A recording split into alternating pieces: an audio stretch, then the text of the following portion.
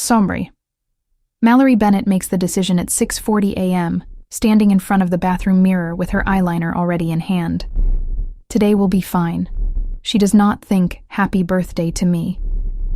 She does not check the notifications stacked on her screen. She makes a decision the same way she makes every decision in her life.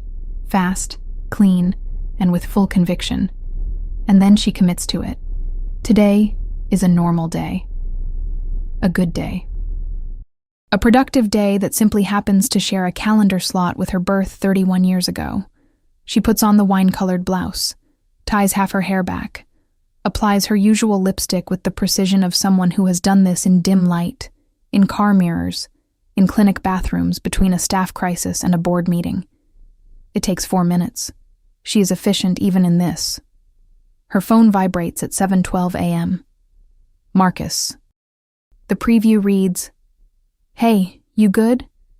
Needed to tell you something?" She silences it. Not because she doesn't love her brother.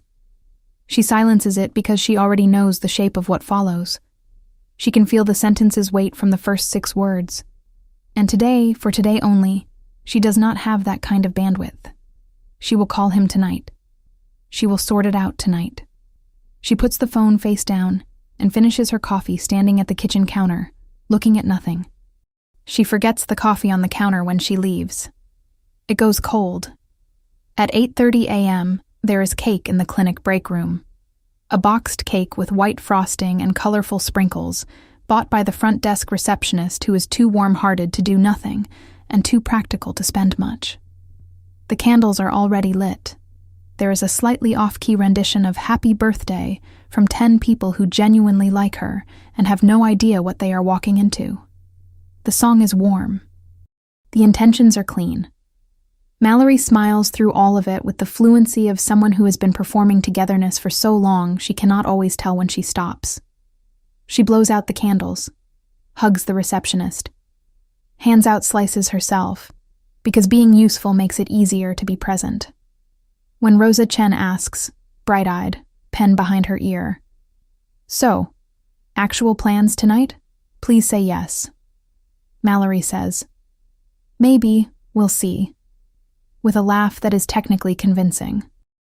And she straightens the fork on her small paper plate. She does it without realizing. Larry Park is in the break room. He came for water. He stayed out of basic social decency. And then he stayed a little longer because something stopped him.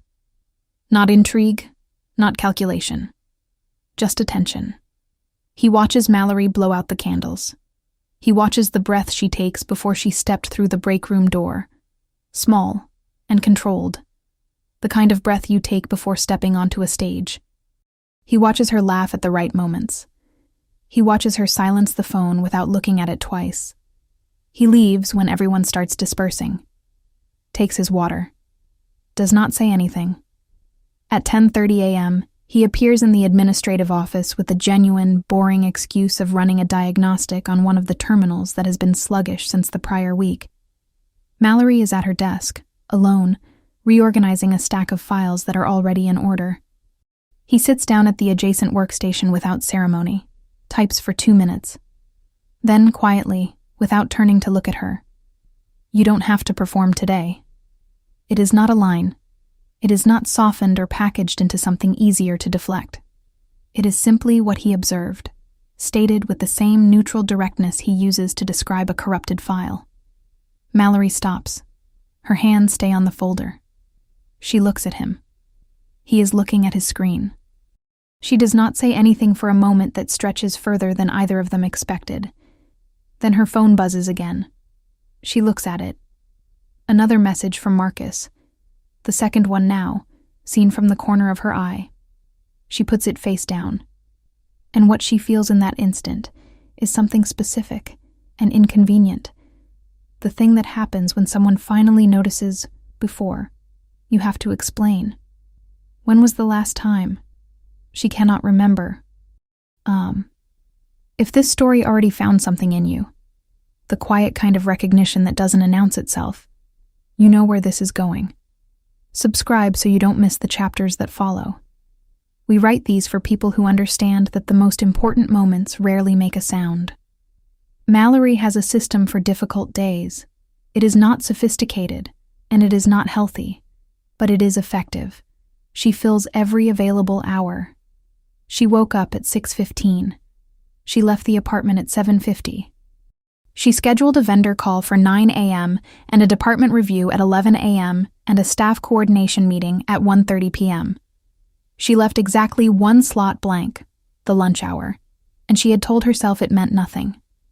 That it was just scheduling flexibility, a buffer for delays. It was not a buffer. She knows that now, sitting in her office at 10:47 a.m. with the break room behind her and Larry Park's quiet observation still somewhere between her ribs.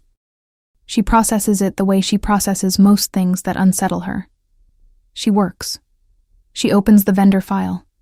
She reads the same paragraph 3 times without absorbing a word, which almost never happens to her.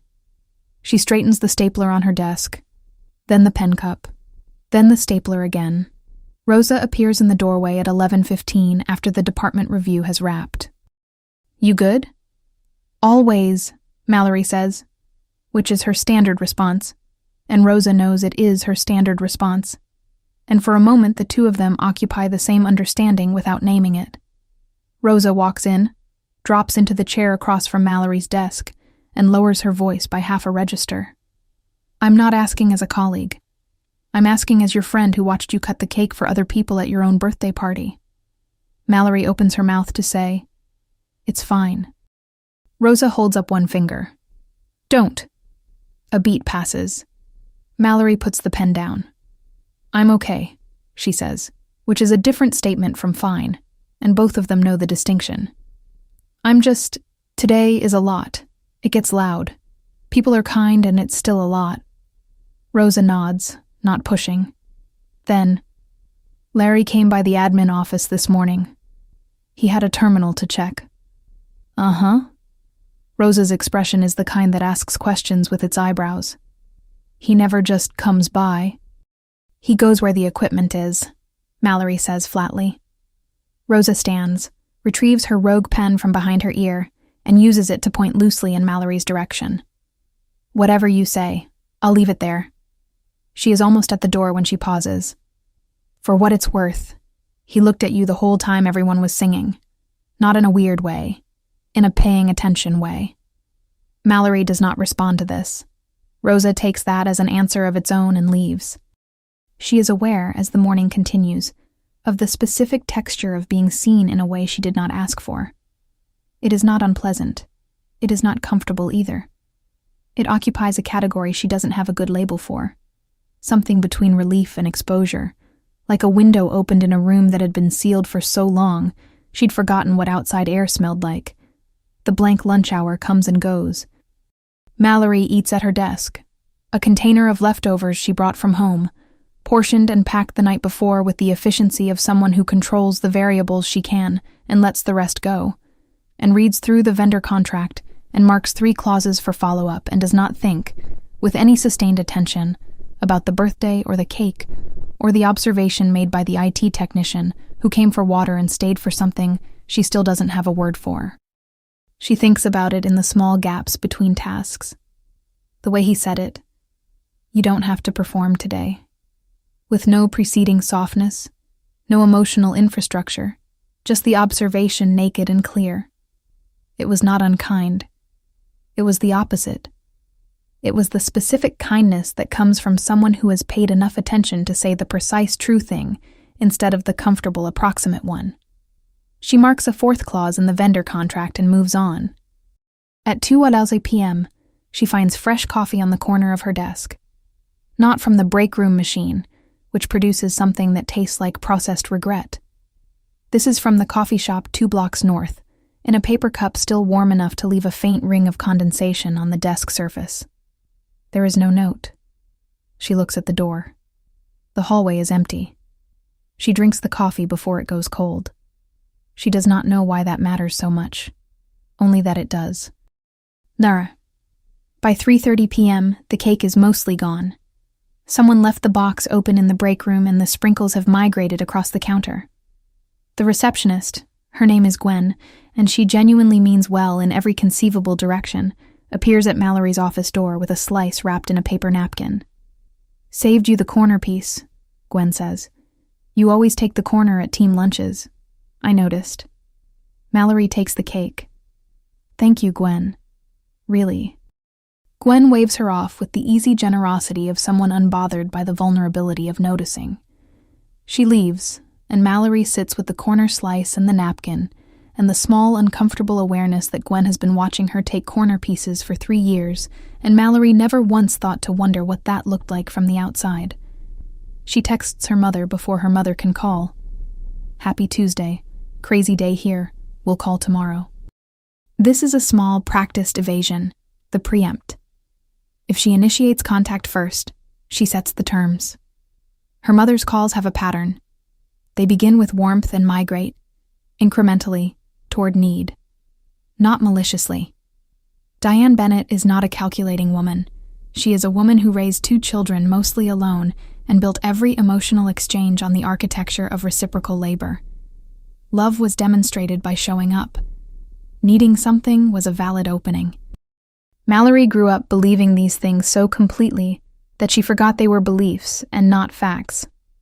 Her mother reads the text immediately, types for a moment, sends back, "Call me when you can, sweetheart. Nothing urgent. Your brother is being impossible again." Mallory puts the phone away without responding further. The corner piece of cake is denser than it looks, not bad, but unmistakably from a box. And she eats it slowly at her desk, and thinks about what it means that she prefers texture in a cake. Real texture. The kind that suggests someone spent time on it, and that she has never said this to anyone because it sounds ungrateful. You eat the cake people bring you. You are glad they thought of you. At 4:15 p.m., there is a knock at her open office door. Larry, this time without a technical excuse. He has his jacket on, the dark one, the one he wears when he's headed out. And he stops in the doorway without fully entering, which she has come to recognize as a habit of his. He does not occupy space he hasn't been offered. "Delivery came in for your department," he says, "the one for the file storage units. It was scheduled for 5:15. Mallory glances at her calendar. She has the staff exit meeting at 5 so. If the delivery lands at 5:15, she would be fielding both simultaneously, which would mean staying until at least 6:30 to manage the storage room reorganization she'd been planning for 2 weeks. "I moved it to tomorrow morning," Larry says. "Confirmed with the driver. It's done." She stares at him. "When did you—" "This afternoon. It was on the department calendar." "Larry, you didn't have to do that." "I know," he says. It is not a performative statement. He is not creating a debt. He is simply stating a fact, that he did it freely, that freedom being the whole point. And then he straightens up from the doorframe and adds, "Have a good night, Mallory," and leaves before she can thank him properly. She sits in the chair for a moment, very still. Then she opens the calendar on her screen. He reorganized the logistics of a vendor delivery on her birthday, without announcement, so she could leave on time. He did not do it out of obligation. He did it because he noticed she needed an easier end to the day, and he had the ability to provide it. That's the entire reason. She closes the calendar, opens it again, closes it, asks herself, very quietly, what kind of person does that without expecting anything? She leaves the clinic at 5:47 p.m. The November air hits her like a correction, sharp, clear, the kind of cold that clears the head whether you want it cleared or not. She is halfway to the L station when she stops. Turns around. Goes back past the clinic entrance, past the small pharmacy on the corner, to the bookstore cafe 2 streets down that she discovered 6 weeks ago during a lunch break she actually took. It has the kind of lighting that makes everyone look softer. It has tea and coffee and a wall of secondhand paperbacks organized by color, not genre, which she initially found absurd, and now finds quietly charming. Larry is already there. She did not plan this, and neither did he. But he is at a table near the window with a coffee, and what appears to be a manual of some kind. And he looks up when the door opens, and neither of them makes a performance out of the coincidence. "I owe you a thank you," she says. pulling the chair across from him out, but not fully sitting, hovering, hand on the chair back. "Sit down, Mallory." She sits. She orders tea from the server who passes, and for a few minutes they do not talk about anything significant. He asks if the exit meeting ran over. It didn't. She asks what the manual is. Infrastructure compliance documentation, which he admits freely is as boring as it sounds. The small talk is low effort and real, which is different from small talk that is low effort and performative, and Mallory finds she can tell the difference. Then, at a pause in the conversation, she says, "I don't actually like boxed cake." She doesn't know why she says it. It comes out with the ease of something confessed to no one in particular, aimed slightly to the left of him. He doesn't laugh. He just says, "What do you like?" Something with texture. Like layers. Something that took effort. She pauses, which sounds ridiculous when I say it out loud. It doesn't. I always eat the cake people bring. It would be absurd not to. "Of course," he says, "but what you like is still a fact." She looks at him. He is looking at his coffee, and there is nothing demanding about his attention. It is simply present, like the warmth in the room, like the window light going amber as the afternoon drops. She says carefully, "Birthdays always do the same thing. They take inventory, and the inventory is always the same. I'm surrounded by people I take care of, and almost never by people who take care of me." She stops. Adds, "I didn't mean to say that. It's okay that you did. I don't usually..." "I know." He picks up his coffee. "I understand more than it seems." She waits. He says simply, "My parents came here and built a life out of practical gestures because that's what they could offer. Love as function. You knew you were loved because the car was warm when you got in, not because anyone said it. And that's a real thing. But it leaves you..." He searches briefly for the word. "It leaves you hungry for something you don't have language for." The amber in the window deepens. Neither of them speaks for a moment. They stay an hour longer than either of them planned. 3 weeks after her birthday, Mallory Bennett has established a new, entirely unofficial ritual: coffee at the end of the shift, when the clinic is almost empty and the overhead lighting shifts to something less institutional, when whoever is still in the building belongs there by choice. It started without announcement. Larry started finishing his last maintenance checks around the same time Mallory was wrapping her administrative closeouts, which is not a coincidence, but not exactly a coordinated effort either. It was proximity. Then it became routine. Then it became something neither of them named. Rosa noticed within the first week. "You have a thing," Rosa said on a Thursday morning, appearing beside the coffee maker with the expression of a prosecutor. "I have a routine," Mallory corrected, "with Larry. He's in the building when I'm finishing up. Every day. He has a thorough maintenance schedule." Rosa drank her coffee and said nothing further, which was its own form of argument. She had the restraint of someone who understands that pushing a closed door only damages the frame. But she watched, and she catalogued, and occasionally she said things like, "He mentioned you fixed the invoicing error before he could report it. Said you beat him to it by 20 minutes. With a tone of complete innocence that fooled no one. The dynamic between Mallory and Larry was, to external observation, simple. Two competent private people who got along well. To internal experience, it was considerably more complex. Larry brought coffee without notes. He remembered, without being told, that she preferred no sugar. A detail she had mentioned once in passing 5 weeks ago. He did not comment on her workload, or suggest she delegate more, or offer the particular brand of helpfulness that is really just criticism in a warmer register. He existed beside her with a consistency that she found, increasingly, difficult to categorize. She tried to compensate, which was her reflex. She brought pastries from the bakery near her apartment. She stayed 20 minutes past her closeout to help him troubleshoot a server configuration issue she technically had no business understanding. He declined the help, politely. She helped anyway. He let her. One evening, at the small table in the corner of the break room, she said, "You did something and didn't tell anyone." He looked up. "I do a lot of things without telling anyone. That's most of the job. The delivery, on my birthday." "Oh." He went back to his documentation. "Why?" He set the pen down with the patience of someone who considered the question seriously. "Because you had a full day, and you didn't need one more thing at the end of it. You could have just told me. I would have rescheduled it. You would have managed it," he said.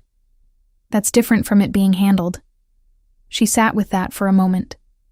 The distinction felt precise in a way she could not immediately argue with. She said, "People don't usually do that." "Do what?" "Handle things so I don't have to." He looked at her then. That particular quality of his attention, the head slightly tilted, like he was listening to something just beneath the surface of what she was saying.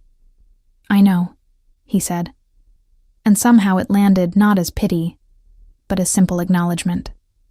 "I know. I noticed that about you." She drank her coffee. He went back to his documentation. The break room hummed with the specific quiet of a building at close of day. Her phone lit up on the table between them, her mother's name on the screen. She looked at it for 3 full seconds. Then she answered, "Hi, Mom." She stood, moved toward the door, pitched her voice into the neutral register she used for these calls.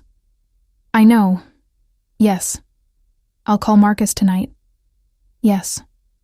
Larry did not look up from his work, but he left her coffee warm on the table when she came back, slightly reorganized by habit, a napkin tucked under the base. Small adjustments, made without remark. Number 4. It is December by the time she admits to herself that she is waiting for his texts. Not the way she waits for urgent messages, with vigilance, with the peripheral awareness she maintains for anything that might require immediate action. The way she waits for something she actually wants, which is a sensation she had nearly forgotten, had a distinct texture. He doesn't text often. That is part of it. He sends a message every few days, nothing that requires elaboration. A link to an article about a documentary she mentioned in passing. A question about whether the storage room keys had been returned because he couldn't find them in the log. Once a photograph of a street mural he passed on the way to a client site because he thought it was interesting, and had no one in particular to send it to, and sent it to her. She responded to each of these things with her usual precision, and found herself, after putting the phone down, looking at the ceiling of whatever room she was in. The Saturday museum visit happened in late November, the week after his text invitation. She went.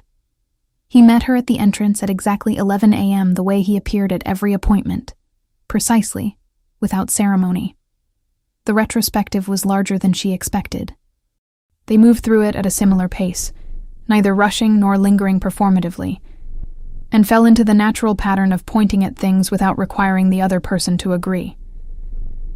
He spent 4 full minutes in front of a photograph that most visitors walked past in seconds.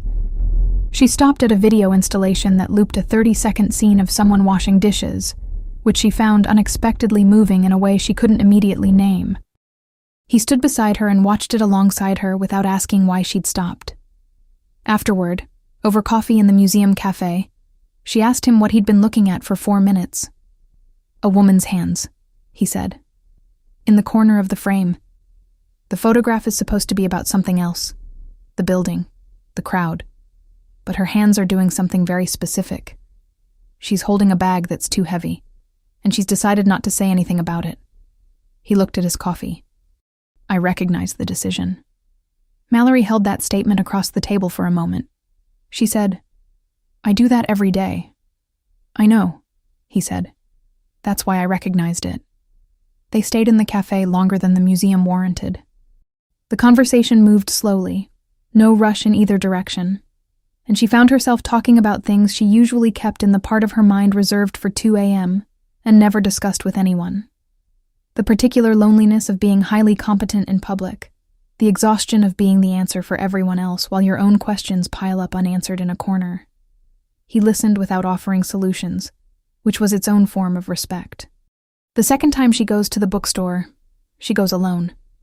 She buys a novel she's been meaning to read for a year, and a tea she doesn't need, and sits at the same table near the window. It is early on a Saturday, gray and starting to snow, the city pulling its collar up. She reads for an hour. She does not think about the clinic. She thinks about what Larry said at the bookstore 3 weeks ago, about practical love, about growing up knowing you were cared for without anyone finding the language for it, about the hunger it leaves, about how strange it is to find someone who speaks the same dialect of silence. The third time she goes to the bookstore, Larry is already there. This can't keep happening, she says, pulling out the chair. You could pick a different coffee shop, he says. I like this one. So do I. She sits. She looks at what he's reading, not the compliance manual this time, but an actual novel, which surprises her for no rational reason. He notices her surprise. She asks the name. He slides the cover toward her. She's read it. They spend 20 minutes talking about the ending, which he found too neat, and she found earned, and the argument is good. The kind where both people are genuinely listening, not waiting to win. At one point, she says something and he laughs. A real laugh, not the polite social variety, and the sound of it is unexpected enough that she registers it separately, files it somewhere. On the walk back toward the L station, the snow is falling at that specific December angle, horizontal, city-driven, and she pulls her coat tighter. He is walking beside her, not so close that it's a statement, not so far that it's absence. She says, I never thanked you properly for the birthday. You thanked me. I thanked you for the delivery, not for... She stops. The L passes overhead, loud and grinding, buying her a few seconds. Not for the other thing. He waits. In the office, what you said. He is quiet for a moment, then... Did it help? She looks at him sideways, through the snow. More than you know. They reach the station entrance and stop under the overhang, out of the snow. She should go down. He's parked in the opposite direction. This is a natural endpoint. Neither of them moves for a beat longer than necessary. Larry. She says his name, and it sounds different than it does in the clinic. Softer somehow. More deliberate. What are we doing? He holds her gaze with that particular steadiness of his and says, I'm not sure, but I don't think it's nothing. She takes a breath, nods once, goes down the station stairs. He watches the entrance for a moment before he walks back to his car. Tatter. The problem with being the person who holds things together is that no one ever imagines you might be the one coming apart. Rosa calls it the coordinator's curse. The way competence creates a force field that keeps other people at arm's length, not because they don't care, but because they cannot imagine you needing anything. You have demonstrated too consistently that you don't, or that you don't visibly. And visibility, for other people, is the threshold of existence. Mallory understands this. She helped build the system. She answers emails at 11 p.m., and solves problems before they're reported and absorbs the anxieties of 7 different departments with the calm of someone who has simply stopped feeling the weight. Except she hasn't. She's just relocated it. It shows up in small ways. The coffee left to go cold. The fork straightened on the plate. The birthday treated like a scheduling problem to survive. She thinks about this on a Tuesday evening in January while waiting for the L in the wind, having just ended a 40-minute call with her mother that began as a check-in and ended as a negotiation. Marcus is in trouble again. Nothing catastrophic. Not the kind of trouble that requires a phone call to lawyers or hospitals. Just the grinding, low-grade trouble of a 27-year-old man who has never been allowed to carry his own weight because someone always carried it for him first. And that someone was Mallory. Almost always Mallory. Carrying it willingly, because that was the only way she knew how to love people, by making herself necessary. She sits in the L car, with the heat and the noise, and the blurred city lights, and thinks, when did I decide that being needed was the same thing as being loved? She does not have an answer. She has instead a text from Larry that came in 20 minutes ago, which she hasn't opened yet. She does this deliberately now. She waits until she's somewhere still, somewhere she can be her full self when she reads it, because she has learned that his messages leave something with her, and she wants to be present for that, rather than receiving it on the platform at Belmont in the middle of a crowd. She opens it when she's home, coat still on, keys still in her hand. There's a retrospective at the art museum on Saturday. The kind you mentioned you'd never actually gotten around to seeing. I have a pass if you want company. She stands in her hallway and reads it twice. Not because it's complicated, because it's simple in a way she's not used to. Direct without being demanding. An invitation without expectation. The kind of gesture that says, I remembered, and I'm here if you want it. And if not, that's fine too. No performance, no debt, just an open door. She texts back, I want it. Then puts the phone down on the counter and exhales slowly into the quiet apartment. He remembered. She mentioned the retrospective once, a month ago, in passing. The way you mention things you'd like to do without actually believing you will. And he remembered it and found a way to offer it without making it heavy. The phone lights up. Saturday, 11 a.m. I'll meet you at the entrance. She changes out of her work clothes, makes tea, drinks it before it goes cold. She sits at the kitchen table afterward with the empty mug and thinks about the fork she straightened on her birthday, about the breath she took before entering the break room, about the coffee she left on the kitchen counter that morning, untouched, gone cold by the time she remembered it was there, all of it evidence of the same pattern, starting something good for herself and abandoning it the moment something else required her attention. She thinks about Larry saying, "You don't have to perform today," and how it sat in her chest differently from anything anyone else had said to her in a long time. Not because it was romantic or profound, but because it was precise. It named the thing she was doing without requiring her to name it first. She thinks, this is what it feels like when someone pays attention without wanting something from the attention. It is the smallest possible thing. She does not know why it undoes her, a little, at the edges, but she lets it. Just tonight, she lets it. Rosa's assessment, delivered on a Wednesday with her characteristic blend of gentleness and zero diplomacy. You're different. I'm the same. You drank your coffee this morning while it was still hot. Rosa held up 2 fingers. Twice. Mallory looked at her. That's your evidence? That, and you answered my question yesterday before I finished asking it. Which means you're actually listening instead of half listening while you manage some internal spreadsheet. Rosa tilted her head. Larry, I'm guessing. Rosa. I'm not prying. I'm observing. It's different. Rosa picked up her chart. Whatever it is, don't overthink it into the ground. Mallory said nothing, which Rosa accepted as a reasonable answer and took her leave. She did think about it, of course.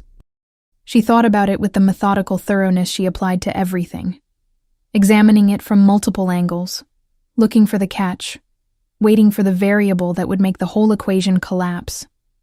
Because things that felt good had historically come attached to a cost she didn't see until later. A person who was wonderful and then became a need. A situation that looked like stability and turned out to be dependency with better lighting.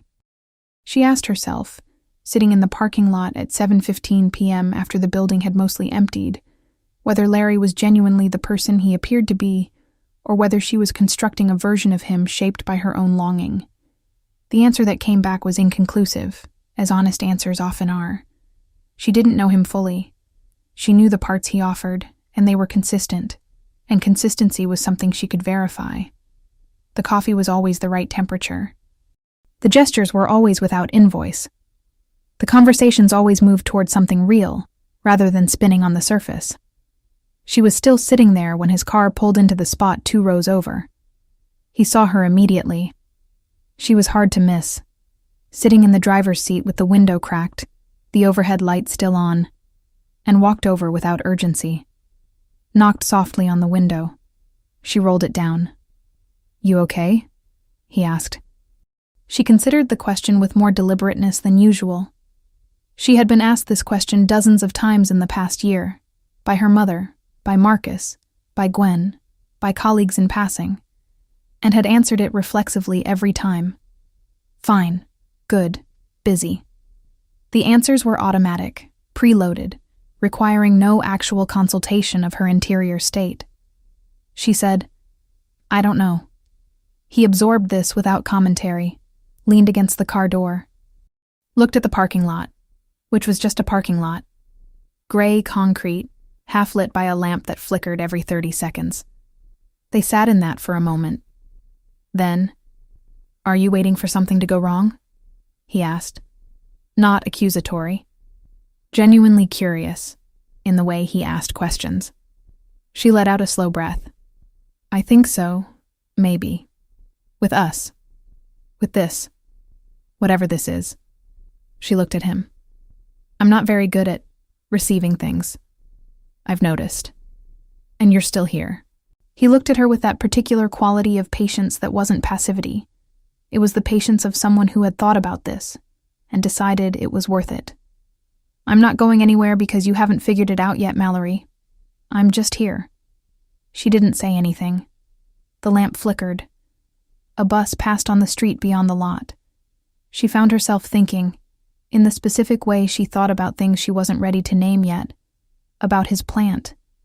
The small one on his tech office desk. He'd had it since his first week, she found out when she asked, and watered it every Monday and Thursday without fail. No one at the clinic had noticed it, except her. She had noticed it in his second week of working there, and thought quietly, "He cares for things that don't complain." She had not known then what she was actually observing. She knew now. "Can I ask you something?" she said. He turned slightly toward her. "Why did you stay in the hallway? On my birthday? After Marcus? You just stayed there. You didn't have to."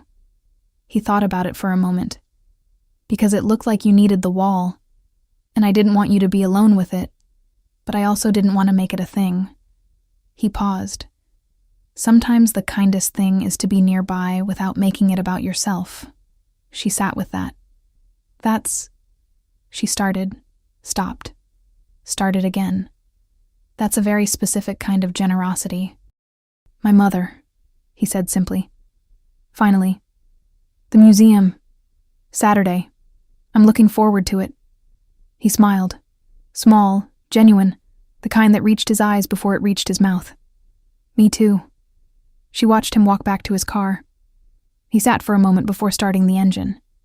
She knew, without looking, that he was giving her time to pull out first. One of his small, unannounced considerations.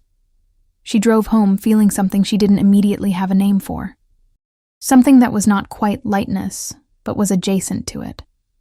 She made coffee when she got home and drank it before it went cold, and she noticed that too, and filed it with the other small evidence she was starting to gather about who she might be becoming. Tag de jour. He arrives on a Thursday at 12:40 p.m., which is, by some combination of poor timing and the specific chaos that trails her brother like weather, in the middle of the administrative hallway where 3 of Mallory's colleagues are present. Marcus Bennett is not a bad person. He has his mother's warmth and his father's stubbornness and a particular kind of charm that has historically made it easy for people to forgive him before he's finished asking. He walks in with his hands in his hoodie pocket, and the half-defensive, half-guilty expression he wears when he knows he's done something he'll need to explain. And he says, "Mal," and Mallory's entire body goes to professional autopilot. She is already crossing toward him, redirecting the trajectory before anyone can fully register what's happening. "Hey," she says quietly, guiding him toward the small side hallway. "What are you doing here, Marcus?" "I texted." "I know. I was going to call you tonight. I needed to talk to you now." He drops his voice, but not enough. "I'm in a situation, Mal, with the security deposit. The landlord is... Marcus." She says his name once, with the specific gravity that stops him. "Not here." He reads her face. She has a face for this, the one that says, "I'm not angry at you, but you have to match my register right now." And he adjusts. Okay. Can we go somewhere?" I'm in the middle of a shift. I know, but I'll meet you in the lobby at 1:15, okay? 15 minutes. He nods. The half-guilt in his expression tips toward full guilt, which is almost worse. Marcus guilty looks like Marcus at 12, which makes it difficult to maintain any clean boundary because she can see the kid beneath the adult he hasn't quite managed to become yet. She goes back to the hallway. Her colleagues have dispersed with the tactful discretion of people who understood what they witnessed and chose not to comment on it. She completes the next 20 minutes of her shift at the same pace as before, organizing a supply request and fielding a call from the billing coordinator, because this is what she does.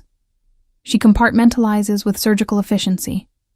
Larry is near the end of the corridor, closing a server cabinet. He did not involve himself. He would not. It wasn't his place, and he knows that with a precision that distinguishes him from people who make helpfulness an act of ownership. He catches her eye briefly as she passes. He does not ask if she's okay. He just looks at her long enough to communicate. I see it. I'm not crowding you with it. At 1:15, she meets Marcus in the lobby. She hears him out. It's the security deposit on an apartment in Logan Square. A shortfall of $400 because of an unexpected car repair that ate his last 2 paychecks. He is apologetic and rehearsed and real, all 3 things simultaneously, and the situation is legitimate even if its roots go back to a pattern she recognizes. Marcus acts, consequences land. Mallory absorbs the difference. She tells him she'll transfer the money tonight. She tells him this is the 3rd time in a year, and that the 4th time she will need him to have a plan already in motion before he calls. He says he knows. She believes he means it, for right now. He leaves. She stands in the lobby for a moment, very still. Then she walks back toward the administrative wing and finds her way to the end of the corridor where the server cabinet is. It is closed now. Larry is gone. But he left something on the windowsill outside her office door. Her cardigan, which she had draped over the break room chair this morning and completely forgotten about. She must have mentioned it to him at some point, or he noticed it and made the connection without comment. She picks it up, puts it on, goes back to work. At the end of the shift, they have coffee in the break room, and she doesn't mention Marcus, and he doesn't ask. And she finds the absence of expectation so disarming that she says, after a long silence, I always catch him. Your brother. Yes. She wraps both hands around the cup. I've been catching him since I was 16. I don't know who I'd be if I stopped. He is quiet for a moment. Then, maybe you'd find out. It is not a prescription. It is a door, slightly open, letting light in without demanding she walk through it. February arrives with the kind of weather that Chicago uses as a personality test. Sustained cold, horizontal wind, a grayness that feels structural rather than meteorological. Mallory has lived here long enough to stop fighting it and simply dress accordingly, which is a metaphor she recognizes and chooses not to examine too closely. The bad day accumulates in layers. It starts with a server migration error that takes out 2 of the clinic's administrative systems for 4 hours, which is not her domain, but has consequences entirely within her domain, which means she spends the morning fielding escalations, rerouting workflows, and managing the anxiety of 9 different people who need someone to be calm. She is calm. She is excellent at being calm. At noon, her mother calls and she answers because she has been trying to build the habit of not preempting. The call runs 38 minutes.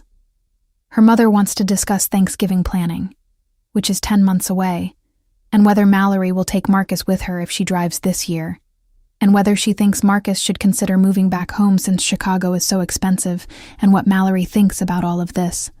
Mallory thinks many things. She says the things that are required, and none of the rest.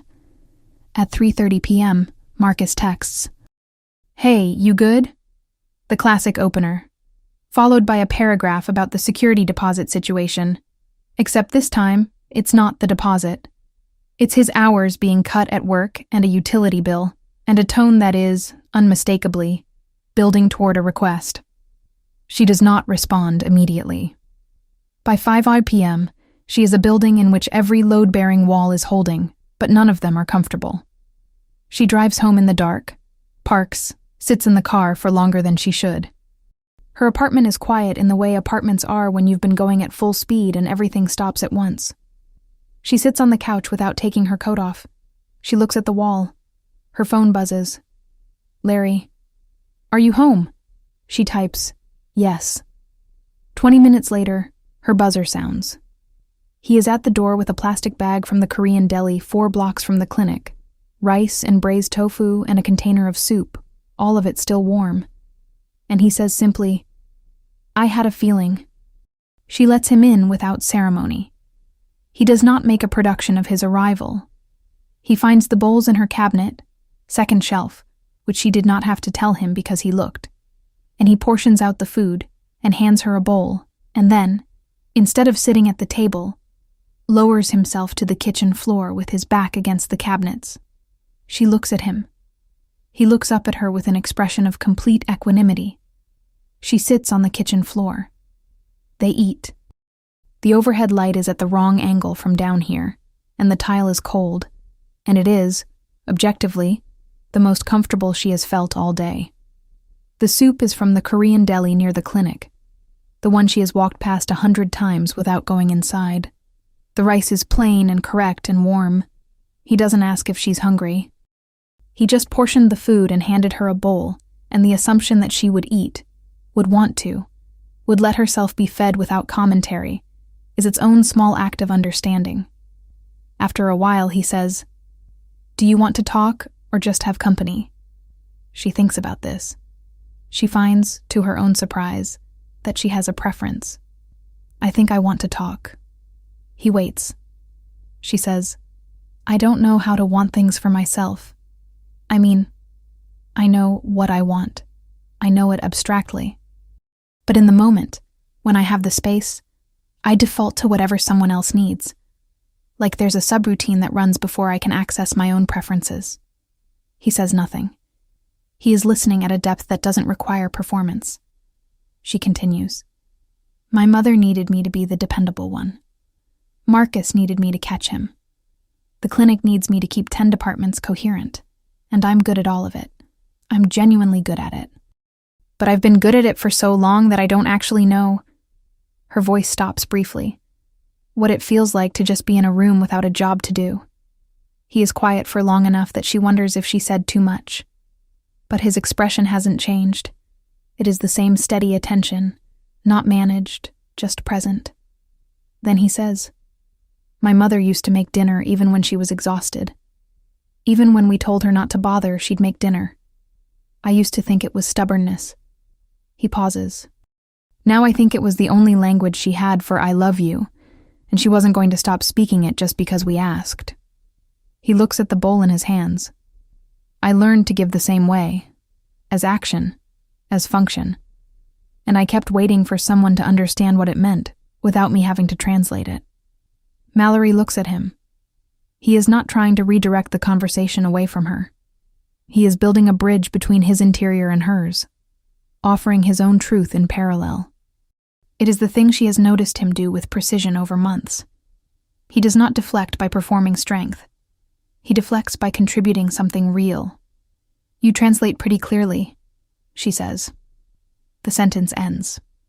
She is surprised to find that there are tears. Not the cresting, theatrical kind, but the quiet kind that comes when something true has been said out loud for the first time, pressing against the eyes because the body needs somewhere to put it. She does not apologize for it. That is the thing that surprises her most. The apology does not come. She cries for 30 seconds, silent, and then stops. And she does not say, Sorry, I don't know why I'm doing this. Or ignore me. I'm fine. She simply sits with it, and he simply sits beside her, and neither of them makes it more than it needs to be. You can just be here, he says finally. With me. You don't have a job right now. She breathes, nods. Outside, the city does what cities do. Continues, indifferent, vast, full of lit windows and strangers and problems that belong to everyone else. In the kitchen, on the floor, With the cold tile and the bad angle of the light and the empty bowls between them, Mallory Bennett stops carrying it alone. Not all of it. Not permanently. But tonight. If you're still here, you already know this story is different. Subscribe so you don't miss how it ends. We write these because they matter. Dani Noan. A week after the kitchen floor, something shifts. Not dramatically. Not in the way of declarations or obvious turning points, but in the way that water shifts when a river changes direction. The motion looks the same from the outside and is entirely different underneath. Mallory starts asking him questions. Not the polite kind, not how's your day or any exciting projects, but the kind that require actual answers.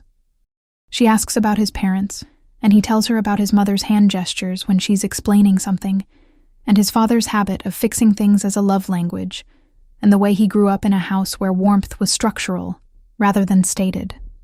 She asks what he wanted to be before IT, and he says a marine biologist, which she laughs at, and he says he knows, and she says no, it's perfect actually, which makes him look at her in that particular way again.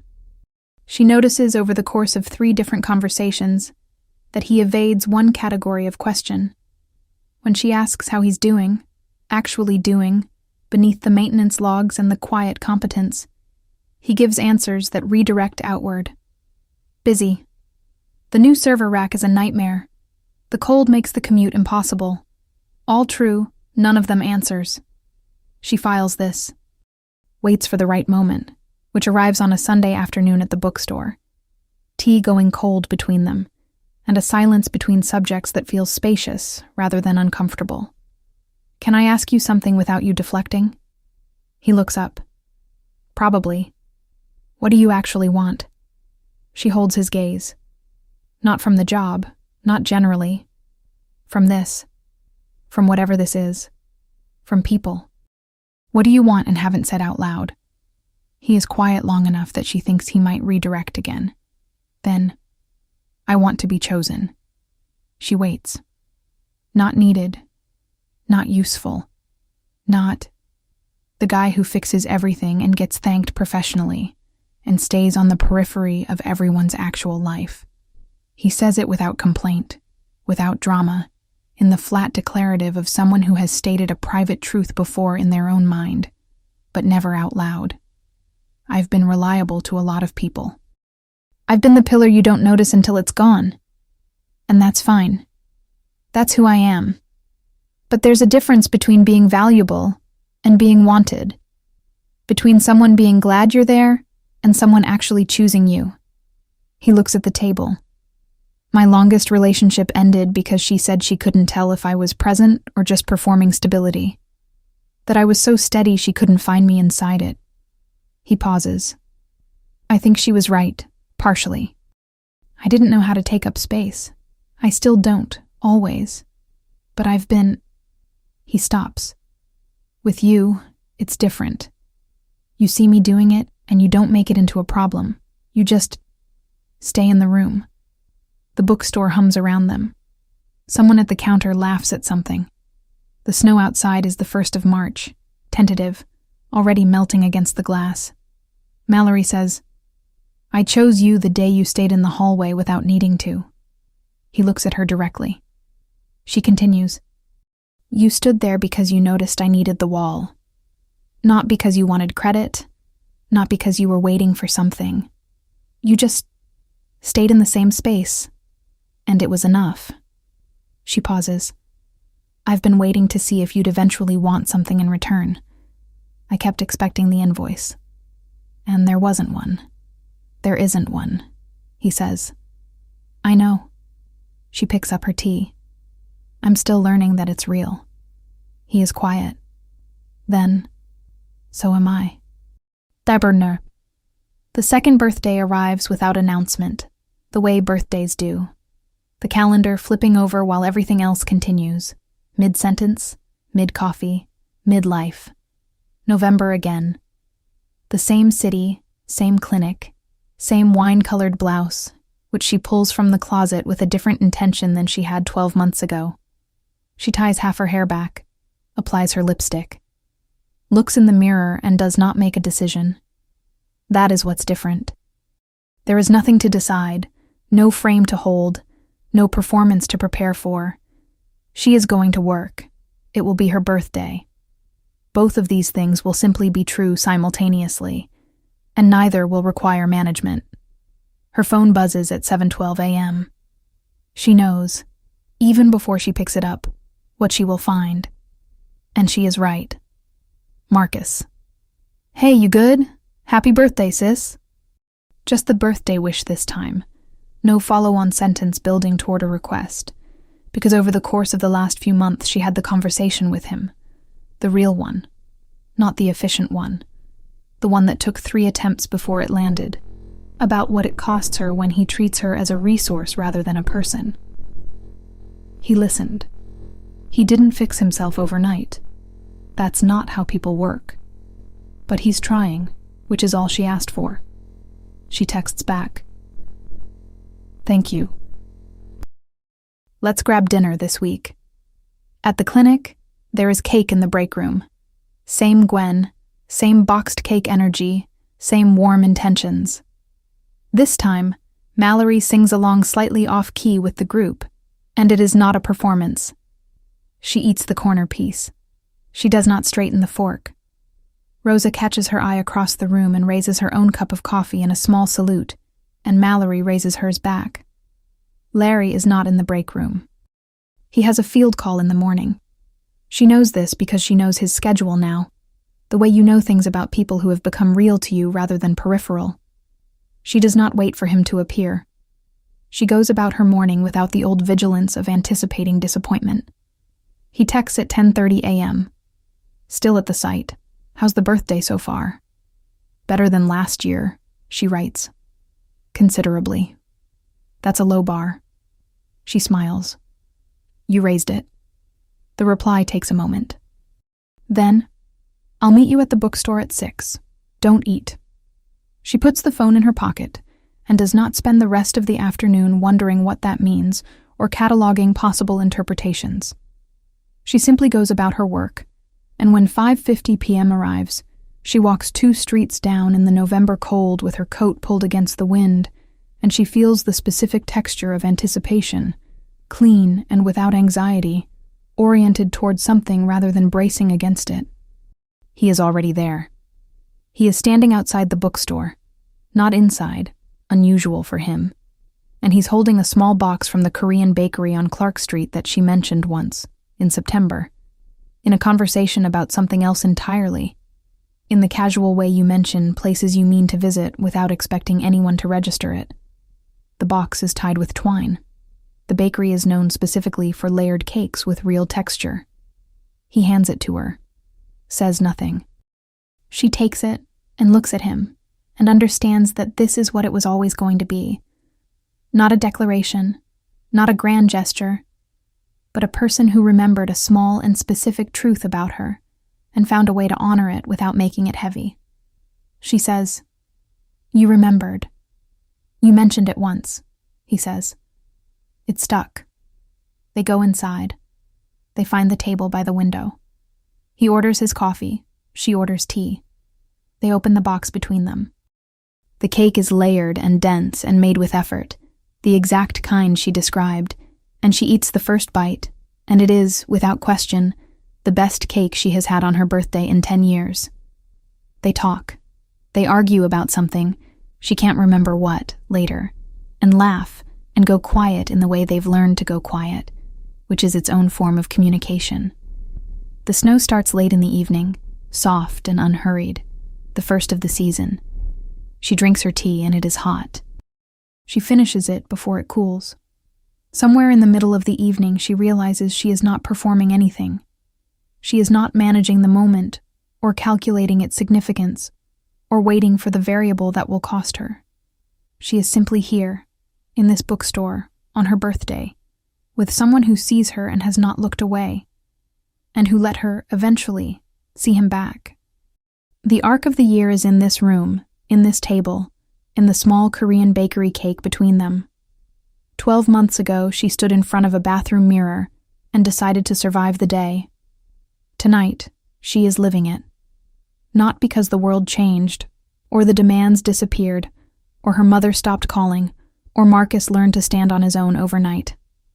The world is still the world, imperfect, loud, occasionally exhausting. What changed is the internal space she finally allowed herself to occupy. The room she made, slowly and with real difficulty, for her own needs to exist in without requiring justification. She looks at him across the table. He's looking at her too. "Last year," she says, "I went to work hoping the day would just be normal. How's this year?" She thinks about it honestly, without her usual quick answer. Considers the morning and the break room and the text from Marcus and Rosa's small salute, and the walk in the November cold, and this table, and this person, and this cake, and the fact that she ate her tea while it was still warm. "Better," she says. "I think this is just good." He nods once, like someone who already knew and was waiting for her to. Outside, the snow falls on Chicago in the particular way it does in early November. Soft, not yet committed, each flake hesitant before landing. The city does not soften. It never does. But inside the bookstore, at the table by the window, warmth is a choice two people made with full knowledge of the cost and no regrets about paying it. She is not performing being fine. She is actually fine. And the difference, the whole vast year-long difference, is that she knows what it feels like when those two things are not the same. She spent 30 years confusing endurance for sufficiency, competence for happiness, being needed for being loved. She does not regret any of it entirely. It made her precise and capable and genuinely useful to the people around her, and those are not small things. But she can hold them without letting them be the whole of her. She looks out the window. The snow has started to accumulate on the street. Thin but real. November making its intentions clear. In another few weeks, it will be the kind of winter Chicago commits to completely. Gray, cold, the kind of season that sorts people into those who go inside and those who decide every day to still find something worth stepping outside for. She reaches across the table. He notices, takes her hand without making it a ceremony. That is the other thing she has learned. The thing that took longer to believe than she expected. That care can exist without a price. That someone can show up and stay and mean it, and not one day present her with the invoice for all that steadiness. She waited for it so long that she is still sometimes surprised when it doesn't come. But she is less surprised than she was. She is learning, in the way adults learn the things they should have been taught early. Slowly, imperfectly, with occasional backsliding and occasional leaps, to receive without bracing. On the table between them, an empty plate. A tea she finished while it was warm. The bookstore murmur of other people's quiet conversations. A small craft box, tied with twine, that he brought without a note, because the gesture was the note. She is 32 years old. She has survived things she will not list, and built things she is quietly proud of, and carried people who are learning, slowly in their own time, to carry themselves. She is still the coordinator. She is still the daughter, the sister, the person who solves problems before they are reported. She has not shed any of that. But in this room, at this table, in the particular quiet of a person who has chosen her back, she is also just Mallory. And that, it turns out, is enough.